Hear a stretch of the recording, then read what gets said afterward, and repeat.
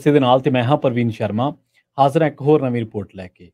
ਦੋਸਤੋ ਜਦੋਂ ਤਾਲਿਬਾਨ ਨੇ ਉੱਥੇ ਰਾਜ ਹਾਸਲ ਕੀਤਾ ਸੀ ਅਫਗਾਨਿਸਤਾਨ ਦੇ ਵਿੱਚ ਤੇ ਸਾਡੇ ਚੋਂ ਬਹੁਤ ਸਾਰੇ ਲੋਕ ਤਾਲਿਬਾਨ ਦੀ ਪ੍ਰੇਜ਼ ਕਰ ਰਹੇ ਸੀ। ਸਾਡੇ ਸਿੱਖ ਭਾਈਚਾਰੇ ਦੇ ਵਿੱਚੋਂ ਅਸੀਂ ਸਿੱਖ ਜਿਹੜੇ ਆ ਤਾਲਿਬਾਨ ਦੀ ਬੜੇ ਵੱਡੇ ਪੱਧਰ ਤੇ ਅਸੀਂ ਸ਼ਲਾਘਾ ਕਰ ਰਹੇ ਸੀਗੇ। ਪਰ ਉੱਥੇ ਜਿਹੜੇ ਹਾਲਾਤ ਬਣੇ ਨੇ ਤਾਲਿਬਾਨ ਦੇ ਰਾਜ ਆਉਣ ਤੋਂ ਬਾਅਦ ਸਿੱਖਾਂ ਦੇ ਬੜੇ ਤਰਸਯੋਗ ਹਾਲਾਤ ਨੇ। ਐਸਜੀਪੀਸੀ ਦੀ ਮਦਦ ਦੇ ਨਾਲ ਕਈ ਸਿੱਖ ਜਿਹੜੇ ਆ ਉੱਥੋਂ ਭਾਰਤ ਆਏ ਨੇ ਤੇ ਉਹਨਾਂ ਨੇ ਉੱਥੋਂ ਦੇ ਹਾਲਾਤ ਜਿਹੜੇ ਆ ਉਹ ਬਿਆਨ ਕੀਤੇ ਨੇ ਤੇ ਇਹ ਜਿਹੜੇ ਹਾਲਾਤ ਨੇ ਉਹ ਲੂੰ ਕੰਡੇ ਖੜੇ ਕਰਨ ਵਾਲੇ ਨੇ। ਉਹਨਾਂ ਪਰਤੇ ਸਿੱਖਾਂ ਦੇ ਵਿੱਚੋਂ ਹੀ ਇੱਕ ਨੇ ਜਿਹੜੇ ਅਫਗਾਨਿਸਤਾਨ ਤੋਂ ਪਰਤੇ ਨੇ ਬਲਜੀਤ ਸਿੰਘ। ਇਹ ਦੱਸਦੇ ਆ ਕਿ ਉੱਥੇ ਤਾਲਿਬਾਨ ਜਿਹੜੀਆਂ ਅਥਾਰਟੀਜ਼ ਨੇ ਉਹ ਸਿੱਖਾਂ ਦੇ ਨਾਲ ਵਿਤਕਰਾ ਕਰਦੀਆਂ ਨੇ ਤੇ ਨਾਲੋਂ ਨਾਲ ਜੇਲ੍ਹ ਦੇ ਵਿੱਚ ਜਦੋਂ ਇਹ ਸੀਗੇ ਘੱਟੋ ਘੱਟ ਕਹਿੰਦੇ ਕਿ ਮੈਨੂੰ 4 ਮਹੀਨੇ ਕੈਦ ਦੇ ਵਿੱਚ ਰੱਖਿਆ। ਤਾਂ ਅਫਗਾਨਿਸਤਾਨ ਦੇ ਵਿੱਚ ਜਿਹੜੇ ਹਾਲਾਤ ਨੇ ਬਹੁਤੇ ਚੰਗੇ ਨਹੀਂ। ਤਾਲਿਬਾਨ ਨੇ ਸਾਡੇ ਨਾਲ ਧੋਖਾ ਕੀਤਾ ਤੇ ਜੇਲ੍ਹ ਦੇ ਵਿੱਚ ਸਾਡੇ ਵਾਲ ਕੱਟੇ ਤੇ ਹੁਣ ਮੈਂ ਭਾਰਤ ਮਸਾਂ ਪਰਤਿਆ ਐਸਜੀਪੀਸੀ ਦੀ ਸਹਾਇਤਾ ਦੇ ਨਾਲ ਤੇ ਮੈਂ ਬੜਾ ਖੁਸ਼ ਹਾਂ ਇੱਥੇ ਆ ਕੇ ਤੇ ਮੈਂ ਧੰਨਵਾਦੀ ਹਾਂ ਐਸਜੀਪੀਸੀ ਦਾ। ਉਸ ਤੋਂ ਇਲਾਵਾ ਕਈ ਹੋਰ ਵੀ ਲੋਕਾਂ ਨੇ ਉੱਥੋਂ ਦੇ ਹਾਲਾਤ ਦੱਸੇ ਨੇ। ਅੱਜ ਦੀ ਇਸ ਰਿਪੋਰਟ ਦੇ ਵਿੱਚ ਇਹਨਾਂ ਹਾਲਾਤਾਂ ਦੀ ਚਰਚਾ ਕਰਾਂਗੇ, ਪਰ ਨਾਲ ਕਈ ਲੋਕ ਇਹ ਥਿਊਰੀਜ਼ ਦਿੰਦੇ ਨੇ ਕਿ ਉੱਥੋਂ ਦੀਆਂ ਏਜੰਸੀਜ਼ ਜਾਂ ਭਾਰਤ ਦੀਆਂ ਹੀ ਏਜੰਸੀਜ਼ ਨੇ ਜਿਹੜੀਆਂ ਉੱਥੇ ਸਿੱਖਾਂ ਦੇ ਉੱਤੇ ਇਹੋ ਜਿਹੇ ਕੰਮ ਕਰਦੀਆਂ ਨੇ। ਆਈਐਸ ਵੀ ਉੱਥੇ ਕਾਫੀ ਸਰਗਰਮ ਹੈ। ਲੰਘੇ ਦਿਨੀ ਗੁਰਦੁਆਰਾ ਕਰਤੇ ਪ੍ਰਵਾਨ ਸਾਹਿਬ ਤੇ ਵੀ ਹਮਲਾ ਇੱਕ ਬੰਬ ਧਮਾਕੇ ਦੇ ਨਾਲ ਹੋਇਆ ਸੀ। ਉਸ ਹਮਲੇ ਦੇ ਵਿੱਚ ਵੀ ਜਿਹੜਾ ਕਾਫੀ ਨੁਕਸਾਨ ਹੋਇਆ ਸੀਗਾ। ਖੈਰ ਉੱਥੇ ਉਹ ਇੱਕ ਸੁਖਬੀਰ ਸਿੰਘ ਖਾਲਸਾ ਵੀ ਪਰਤੇ ਨੇ। ਉਹ ਕਹਿੰਦੇ ਕਿ ਹੁਣ ਉੱਥੇ ਜਿਹੜੇ 20-25 ਪਰਿਵਾਰ ਨੇ ਜਿਹੜੇ ਉੱਥੇ ਫਸੇ ਹੋਏ ਨੇ ਤੇ ਉਹਨਾਂ ਨੂੰ ਆਉਣਾ ਜਾਂ ਨਾ ਆਉਣਾ ਉਹਨਾਂ ਦੀ ਮਰਜ਼ੀ ਹੈ। ਪਰ ਲੰਘੇ ਦਿਨੀ 11 ਸਤੰਬਰ 2022 ਦੀ ਗੱਲ ਹੈ ਜਦੋਂ 60 ਅਫਗਾਨ ਸਿੱਖਾਂ ਦੇ ਜਥੇ ਨੇ ਭਾਰਤ ਆਉਣਾ ਸੀ, ਪਰ ਉਹਨਾਂ ਨੂੰ ਗੁਰੂ ਗ੍ਰੰਥ ਸਾਹਿਬ ਜੀ ਦੇ ਪਾਵਨ ਸਰੂਪ ਲਿਆਉਣ ਤੋਂ ਰੋਕਣ ਕਰਕੇ ਉਹ ਭਾਰਤ ਨਹੀਂ ਆ ਸਕੇ। ਇੰਡੀਅਨ ਵਰਲਡ ਫੋਰਮ ਦੇ ਸੰਚਾਲਕ ਨੇ ਪੁਨੀਤ ਸਿੰਘ। ਉਹ ਕਹਿੰਦੇ ਕਿ ਅਫਗਾਨਿਸਤਾਨ ਦੇ ਜਿਹੜੇ ਵਿਦੇਸ਼ ਮਹਿਕਮੇ ਨੇ ਗੁਰੂ ਗ੍ਰੰਥ ਸਾਹਿਬ ਦੇ ਪੁਰਾਤਨ ਸਰੂਪਾਂ ਨੂੰ ਮੁਲਕ ਤੋਂ ਬਾਹਰ ਲਿਜਾਣ ਤੋਂ ਰੋਕਿਆ ਸੀਗਾ। ਉਹ ਕਹਿੰਦੇ ਕਿ ਇਹਦੇ ਲਈ ਤੁਸੀਂ ਲਿਖਤੀ ਪ੍ਰਵਾਨਗੀ ਲੈ ਕੇ ਆਓ, ਫਿਰ ਜਾਣ ਦੇਵਾਂਗੇ। ਸੋ ਇਸੇ ਤਰ੍ਹਾਂ ਜਿਹੜੇ ਮੈਂ ਸੁਰਪਾਲ ਸਿੰਘ ਦੀ ਗੱਲ ਕਰ ਰਿਹਾ ਸੀਗਾ, ਉਹ ਕਹਿੰਦੇ ਕਿ ਕਾਬੁਲ ਦੇ ਵਿੱਚ ਰਹਿੰਦਾ ਸੀ, ਉੱਥੇ ਕਾਫੀ ਦਿੱਕਤਾਂ ਨੇ। ਹਾਲਾਂਕਿ ਉੱਥੋਂ ਦੇ ਜਿਹੜੇ ਭਾਈਚਾਰੇ ਨੇ ਉਹਨਾਂ ਨੇ ਕਿਸੇ ਵੀ ਮੁਸਲਮਾਨ ਭਰਾ ਦੇ ਬਾਰੇ ਭਾਈਚਾਰੇ ਦੇ ਬਾਰੇ ਇਹ ਜੀ ਗੱਲ ਨਹੀਂ ਕੀਤੀ ਕਿ ਉਹਨਾਂ ਨੂੰ ਤੰਗ ਕੀਤਾ ਹੋਵੇ। ਪਰ ਉਹ ਕਹਿੰਦੇ ਕਿ ਜਿਹੜਾ ਤਾਲਿਬਾਨ ਦਾ ਰਾਜ ਹੈ ਇਹ ਉੱਥੋਂ ਦੀ ਮਿਨੋਰਟੀਜ਼ ਦੇ ਲਈ ਤੇ ਉੱਥੋਂ ਦੇ ਸਿੱਖਾਂ ਦੇ ਲਈ ਕੋਈ ਬਹੁਤਾ ਚੰਗਾ ਨਹੀਂ ਹੈ। ਅਸੀਂ ਬਹੁਤ ਵੱਡੀ ਡਿਬੇਟ ਕੀਤੀ ਕਿ ਅਸੀਂ ਤਾਲਿਬਾਨ ਦੇ ਨਾਲ, ਤਾਲਿਬਾਨ ਨੇ ਆਹ ਕੀਤਾ, ਤਾਲਿਬਾਨ ਨੇ ਫਲਾਹ ਕੀਤਾ। ਕੌਮਾਂ ਕਿਹੋ ਜਿਹੀਆਂ ਹੁੰਦੀਆਂ ਨੇ, ਕੌਮਾਂ ਆਪਣਾ ਰਾਜ ਕਿਵੇਂ ਸਥਾਪਿਤ ਕਰਦੀਆਂ ਨੇ, ਆਪਦਾ ਰਾਜ ਦੇ ਵਿੱਚ ਚਲਾਉਂਦੀਆਂ ਕਿਵੇਂ ਨੇ, ਇੱਕ ਅਲੱਗ ਡਿਬੇਟ ਹੈ। ਪਰ ਜੇ ਆਪਾਂ ਸਿੱਖ ਪਰਸਪੈਕਟਿਵ ਤੋਂ ਗੱਲ ਕਰੀਏ ਤਾਂ ਉੱਥੇ ਸਿੱਖਾਂ ਦੇ ਹਾਲਾਤ ਬਹੁਤੇ ਚੰਗੇ ਨਹੀਂ। ਇਹ ਅਸੀਂ ਨਹੀਂ ਕਹਿ ਰਹੇ, ਬਲਕਿ ਉੱਥੋਂ ਵਾਪਸ ਆਏ ਲੋਕ ਕਹਿ ਰਹੇ ਨੇ, ਕਿਉਂਕਿ ਗੁਰੂ ਗ੍ਰੰਥ ਸਾਹਿਬ ਜੀ ਦੇ ਪਾਵਨ ਸਰੂਪ ਲਿਜਾਣ ਤੋਂ ਰੋਕ ਦੇਣਾ, ਜੇਲ੍ਹਾਂ ਦੇ ਵਿੱਚ ਸਿੱਖਾਂ ਦੇ ਵਾਲ ਕੱਟ ਦੇਣੇ, ਉਹਨਾਂ ਨੂੰ ਟੌਰਚਰ ਕਰਨਾ ਜਾਂ ਉਹਨਾਂ ਨੂੰ ਆਮ ਰੋਜ਼ਾਨਾ ਜ਼ਿੰਦਗੀ ਦੇ ਵਿੱਚ ਉਹਨਾਂ ਨੂੰ ਕਈ ਤਰ੍ਹਾਂ ਦੀਆਂ ਦਿੱਕਤਾਂ ਦਾ ਸਾਹਮਣਾ ਕਰਨਾ, ਇਹ ਬੜਾ ਔਖਾ ਹੈ। ਔਰ ਕਿਸੇ ਵੀ ਇਨਸਾਨ ਦੇ ਲਈ, ਚਾਹੇ ਉਹ ਸਿੱਖ ਹੈ, ਚਾਹੇ ਉਹ ਜੈਨੀ ਹੈ, ਬੋਧੀ ਹੈ, ਹਿੰਦੂ ਹੈ, ਮੁਸਲਮਾਨ ਹੈ, ਜ਼ਲਾਲਤ ਭਰੇ ਸਮਾਜ ਦੇ ਵਿੱਚ ਰਹਿਣਾ ਬਹੁਤ ਔਖਾ ਹੈ। ਔਰ ਉਦੋਂ ਵੀ ਸਾਡੇ ਵਿੱਚੋਂ ਬਹੁਤ ਸਾਰੇ ਲੋਕ ਇਹ ਗੱਲ ਕਹਿੰਦੇ ਸੀਗੇ ਕਿ ਠੀਕ ਹੈ, ਕੱਟੜਪੰਥੀ ਤਾਕਤਾਂ ਨੇ ਮੁਲਕ ਨੂੰ ਆਪਣਾ ਰਾਜ ਸਥਾਪਿਤ ਕਰ ਲਿਆ, ਇਹ ਉਹਨਾਂ ਕੌਮਾਂ ਦੇ ਲਈ ਜਸ਼ਨ ਵਾਲੀ ਗੱਲ ਹੋਊਗੀ, ਪਰ ਜਿਹੜੀਆਂ ਉੱਥੇ ਮਿਨੋਰਟੀਜ਼ ਨੇ ਉਹਨਾਂ ਦੇ ਲਈ ਇਹ ਵਾਕਈ ਚਿੰਤਾ ਵਾਲੀ ਗੱਲ ਹੈ। ਹੁਣ ਇਹ ਗੱਲਾਂ ਅਸੀਂ ਆਪਣੇ ਕੋਲੋਂ ਨਹੀਂ ਕਰ ਰਹੇ, ਮੈਂ ਹਵਾਲਾ ਦਿੱਤਾ ਬਕਾਇਦਾ, ਤੁਸੀਂ ਇਹਨਾਂ ਦੀਆਂ ਬਾਈਟ ਸੁਣੋਗੇ, ਬਲਜੀਤ ਸਿੰਘ ਦੀਆਂ, ਸੁਰਪਾਲ ਸਿੰਘ ਦੀਆਂ, ਸੁਖਬੀਰ ਸਿੰਘ ਦੀਆਂ।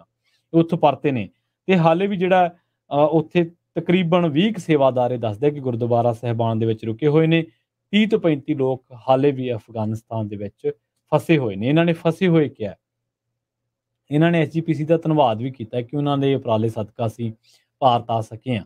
ਪਰ ਤੁਸੀਂ ਦੇਖੋ ਵੀ ਜਿਹੜੇ ਉੱਥੇ ਲੋਕ ਫਸੇ ਹੋਏ ਕਹਿ ਰਹੇ ਨੇ ਤਾਂ ਇਹਦਾ ਮਤਲਬ ਕਿ ਉੱਥੋਂ ਦੇ ਹਾਲਾਤ ਬਹੁਤੇ ਚੰਗੇ ਨਹੀਂ। ਸਿੱਖ 15ਵੀਂ ਸਦੀ ਤੋਂ ਉੱਥੇ ਵਸਦੇ ਨੇ। ਜੇਕਰ ਇਤਿਹਾਸਕਾਰਾਂ ਦੀ ਆਪਾਂ ਗੱਲ ਕਰੀਏ ਤਾਂ ਪਤਾ ਲੱਗਦਾ ਹੈ ਕਿ ਸਿੱਖ ਧਰਮ ਉੱਥੇ ਗੁਰੂ ਨਾਨਕ ਦੇਵ ਜੀ ਦੇ ਸਮੇਂ ਤੋਂ ਹੀ ਬਹੁਤ ਸਾਰੇ ਜਿਹੜੇ ਹਿੰਦੂ ਪਰਿਵਾਰ ਸੀ ਜਾਂ ਹੋਰ ਫਿਰਕੇ ਸੀਗੇ, ਉਹਨਾਂ ਨੇ ਗੁਰੂ ਨਾਨਕ ਦੇਵ ਜੀ ਦੇ ਪੈਰੋਕਾਰ ਬਣ ਗਏ ਸਨ। ਤੇ ਇਸੇ ਤਰ੍ਹਾਂ ਜਿਹੜੇ ਸਿੱਖ ਖਾਲਸਾ ਪੰਥ ਦੀ ਸਾਜਨਾ ਵੇਲੇ ਇੱਥੇ ਨਹੀਂ ਸੀ ਆ ਸਕੇ 10ਵੇਂ ਪਾਤਸ਼ਾਹ ਜੀ ਕੋਲ, ਤਾਂ ਉਦੋਂ ਉਹਨਾਂ ਨੇ ਉੱਥੇ ਹੀ ਅੰਮ੍ਰਿਤ ਛਕ ਕੇ ਸਿੱਖ ਧਰਮ ਅਪਣਾ ਲਿਆ ਸੀਗਾ। ਤਾਂ ਇਹਦੇ ਹਵਾਲੇ ਵੀ ਮਿਲ ਜਾਣਗੇ। ਸਿੱਖ ਇਤਿਹਾਸ ਦੇ ਵਿੱਚ ਕਾਬੁਲ ਦੀ ਸੰਗਤ ਦੇ ਹਵਾਲੇ ਮਿਲਦੇ ਨੇ, 1519 ਤੋਂ ਲੈ ਕੇ 21 ਤੱਕ ਦੇ ਹਵਾਲੇ ਮਿਲਦੇ ਨੇ। ਇਸੇ ਤਰ੍ਹਾਂ ਜੇਕਰ ਆਪਾਂ ਹੋਰ ਚਰਚਾ ਕਰੀਏ, ਜਿਹੜੇ ਡਾਕਟਰ ਗੰਡਾ ਸਿੰਘ ਨੇ ਜਿਹੜੇ ਕਿ ਪੰਜਾਬ ਦੇ ਡਾਇਰੈਕਟਰ ਆਫ ਆਰਕਾਈਵਜ਼ ਰਹਿ ਚੁੱਕੇ ਨੇ, ਅਫਗਾਨਿਸਤਾਨ ਦਾ ਸਫ਼ਰ ਦੇ ਵਿੱਚ ਉਹ ਦੱਸਦੇ ਨੇ ਕਿ 1952 ਦੀ ਆਪਣੀ ਯਾਤਰਾ ਦਾ ਵੇਰਵਾ ਦਿੰਦੇ ਨੇ। ਉਹ ਕਹਿੰਦੇ ਨੇ ਕਿ ਪੁਰਾਣੇ ਸਮਿਆਂ ਤੋਂ ਹੀ ਕੁਝ ਹਿੰਦੂ ਇੱਥੇ ਆ ਕੇ ਰਹਿ ਰਹੇ ਨੇ ਜੋ ਇਸਲਾਮ ਦੇ ਇੱਥੇ ਆਉਣ ਤੋਂ ਪਹਿਲਾਂ ਦੇ ਵਸਨੀਕ ਨੇ ਤੇ ਗੁਰੂ ਨਾਨਕ ਸਾਹਿਬ ਵੇਲੇ ਉਹ ਉਹਨਾਂ ਦੇ ਪੈਰੋਕਾਰ ਬਣ ਗਏ, ਸੇਵਕ ਬਣ ਗਏ। ਕਈ ਵਾਰੀ ਸਿੱਖ ਸੰਗਤਾਂ ਕਾਬੁਲ, ਗਜ਼ਨੀ, ਕੰਧਾਰ ਤੋਂ ਪੰਜਾਬ ਦੇ ਵਿੱਚ ਗੁਰੂ ਸਾਹਿਬ ਦੇ ਦਰਸ਼ਨਾਂ ਲਈ ਵੀ ਆਇਆ ਕਰਦੀਆਂ ਸਨ। 10ਵੇਂ ਗੁਰੂ ਸਾਹਿਬਾਨ ਦਾ 10ਵੇਂ ਪਾਤਸ਼ਾਹ ਦਾ ਜ਼ਿਕਰ ਕਰਦੇ ਨੇ।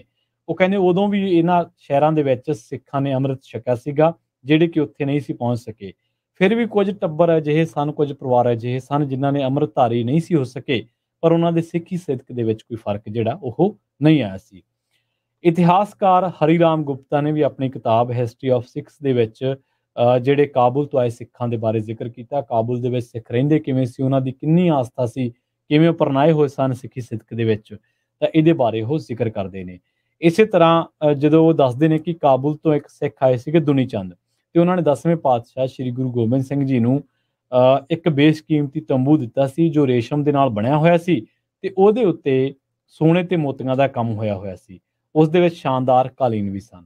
ਸੋ ਇਸ ਤਰ੍ਹਾਂ ਦੇ ਹਵਾਲੇ ਤੁਹਾਨੂੰ ਮਿਲ ਜਾਣਗੇ ਕਿ ਅਫਗਾਨਿਸਤਾਨ ਦੇ ਵਿੱਚ ਸਿੱਖ ਧਰਮ ਕਿੰਨਾ ਪੁਰਾਣਾ ਹੈ। ਅਫਗਾਨਿਸਤਾਨ ਦੇ ਵਿੱਚ ਕੁਝ ਹਿੰਦੂ ਧਰਮ ਤੋਂ ਇਲਾਵਾ, ਹਿੰਦੂ ਪੈਰੋਕਾਰਾਂ ਤੋਂ ਇਲਾਵਾ ਕੁਝ ਹੋਰ ਫਿਰਕਿਆਂ ਦੇ ਲੋਕ ਵੀ ਉਸ ਸਮੇਂ 1519 ਤੋਂ ਲੈ ਕੇ 21 ਤੱਕ ਗੁਰੂ ਨਾਨਕ ਪਾਤਸ਼ਾਹ ਦੇ ਪੈਰੋਕਾਰ ਬਣੇ। ਉਸ ਤੋਂ ਬਾਅਦ ਜਿਵੇਂ ਖਾਲਸਾ ਪੰਥ ਦੀ ਸਾਜਨਾ ਹੁੰਦੀ ਹੈ ਤਾਂ ਉਸ ਤੋਂ ਬਾਅਦ ਉਹਨਾਂ ਦੀ ਆਸਥਾ 10ਵੇਂ ਪਾਤਸ਼ਾਹ ਦੇ ਵਿੱਚ ਵੀ ਸੀਗੀ। ਉਸ ਤੋਂ ਬਾਅਦ ਵੀ ਜਿਹੜੇ ਆ ਗੁਰਦੁਆਰਾ ਸਾਹਿਬਾਨ ਉੱਥੋਂ ਦੇ ਕਾਬੁਲ, ਕੰਧਾਰ, ਗਜ਼ਨੀ ਵਰਗੇ ਇਲਾਕਿਆਂ ਦੇ ਵਿੱਚ ਬਣੇ ਤੇ ਉੱਥੇ ਸਿੱਖ ਧਰਮ ਹੌਲੀ ਹੌਲੀ ਵੱਧਦਾ ਫੁੱਲਦਾ ਗਿਆ। ਪਰ ਹੌਲੀ ਹੌਲੀ ਇਹਨਾਂ ਪਰਿਵਾਰਾਂ ਦੀ ਗਿਣਤੀ ਦੇ ਵਿੱਚ ਕਮੀ ਵੀ ਦਰਜ ਕੀਤੀ ਗਈ। 1970 ਦੇ ਵਿੱਚ ਇਹ ਗਿਣਤੀ ਕਾਫੀ ਸੀ, ਪਰ ਹਜ਼ਾਰਾਂ ਲੱਖਾਂ ਦੇ ਵਿੱਚ ਸੀ, ਪਰ ਹੌਲੀ ਹੌਲੀ ਇਹ ਗਿਣਤੀ ਘਟਦੀ ਗਈ। ਮਤਲਬ ਉਹ ਹਾਲਾਤ ਉੱਥੇ ਇਹੋ ਜਿਹੇ ਬਣੇ ਕਿ ਉੱਥੋਂ ਦੇ ਸਿੱਖਾਂ ਨੂੰ ਹਿਜਰਤ ਕਰਨੀ ਪਈ। ਤੁਹਾਡੇ 'ਚ ਬਹੁਤ ਲੋਕ ਸ਼ਾਇਦ ਇਸ ਚੀਜ਼ ਨਾਲ ਮੁਤਫਿਕ ਨਹੀਂ ਹੋਣਗੇ ਕਿ ਇਸ ਤਰ੍ਹਾਂ ਗੱਲਾਂ ਨਹੀਂ ਹੋ ਸਕਦੀਆਂ। ਉਹਨਾਂ ਦੀਆਂ ਆਪਣੀਆਂ ਥਿਊਰੀਜ਼ ਹੋਣਗੀਆਂ। ਉਹ ਕਹਿਣਗੇ ਕਿ ਭਾਰਤੀ ਏਜੰਸੀਜ਼ ਕਰਵਾ ਰਹੀਆਂ ਨੇ, ਉਹ ਕਹਿਣਗੇ ਕਿ ਹੋਰ ਦੇਸ਼ਾਂ ਦੀਆਂ ਏਜੰਸੀਜ਼ ਕਰਵਾ ਰਹੀਆਂ ਨੇ ਤਾਂ ਜੋ ਤਾਲਿਬਾਨ ਨੂੰ ਭੰਡਿਆ ਜਾ ਸਕੇ।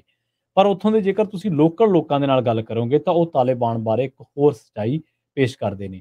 ਮੇਰੇ ਖਿਆਲ ਦੇ ਨਾਲ ਇਹ ਸੱਚਾਈਆਂ ਉਹਨਾਂ ਲੋਕਾਂ ਦੇ ਲਈ ਅੱਖਾਂ ਖੋਲ੍ਹਣ ਵਾਲੀਆਂ, ਜਿਹੜੇ ਕੱਟੜਪੰਥੀ ਤਾਕਤਾਂ ਦਾ ਕਿਸੇ ਸਮੇਂ ਬੜੀ ਵੱਡੀ ਪੱਧਰ ਤੇ ਜਿਹੜਾ ਉਹ ਸਮਰਥਨ ਕਰਦੇ ਸਨ। ਸੋ ਕਿਸੇ ਵੀ ਸਿੱਟੇ ਤੇ ਪਹੁੰਚਣ ਤੋਂ ਪਹਿਲਾਂ ਉੱਥੋਂ ਦੇ ਲੋਕਾਂ ਦਾ, ਜਿਨ੍ਹਾਂ ਦੇ ਨਾਲ ਜ਼ਲਾਲਤ ਜਿਨ੍ਹਾਂ ਨੂੰ ਝੱਲਣੀ ਪੈਂਦੀ, ਜਿਨ੍ਹਾਂ ਦੇ ਉੱਤੇ ਜ਼ੁਲਮ ਹੁੰਦਾ ਜਾਂ ਜਿਨ੍ਹਾਂ ਨੂੰ ਤਸ਼ੱਦਦ ਝੱਲਣਾ ਪੈਂਦਾ, ਉੱਥੋਂ ਦੇ ਨਾਲ ਗੱਲਬਾਤ ਕਰਨੀ ਜਾਂ ਜ਼ਮੀਨ ਤੇ ਕੀ ਹਾਲਾਤ ਨੇ ਉੱਥੋਂ ਨਾਲੋਂ ਵਾਹ ਵਾਸਤਾ ਹੋਣਾ ਵੀ ਬੜਾ ਜ਼ਰੂਰੀ ਹੈ। ਸੋ ਸਿੱਖਾਂ ਦੇ ਹਾਲਾਤ, ਹੋਰ ਮਾਈਨੋਰਟੀਜ਼ ਦੇ ਹਾਲਾਤ ਉੱਥੇ ਕੋਈ ਬਹੁਤੇ ਚੰਗੇ ਨਹੀਂ। ਉਹਨਾਂ ਦੇ ਨਾਲ ਜੋ ਸਲੂਕ ਕੀਤਾ ਜਾਂਦਾ, ਵਿਹਾਰ ਕੀਤਾ ਜਾਂਦਾ, ਉਹ ਬੜਾ ਮਾੜਾ ਹੈ। ਜਿਹੜੀਆਂ ਉੱਥੋਂ ਰਿਪੋਰਟਾਂ ਆ ਰਹੀਆਂ ਨੇ ਇਹ ਤਾਂ ਇਸੇ ਗੱਲ ਦੀ ਹੀ ਤਸਲੀਮ ਕਰਦੀਆਂ ਨੇ, ਇਸੇ ਗੱਲ ਦੀ ਹੀ ਹਾਮੀ ਭਰਦੀਆਂ ਨੇ।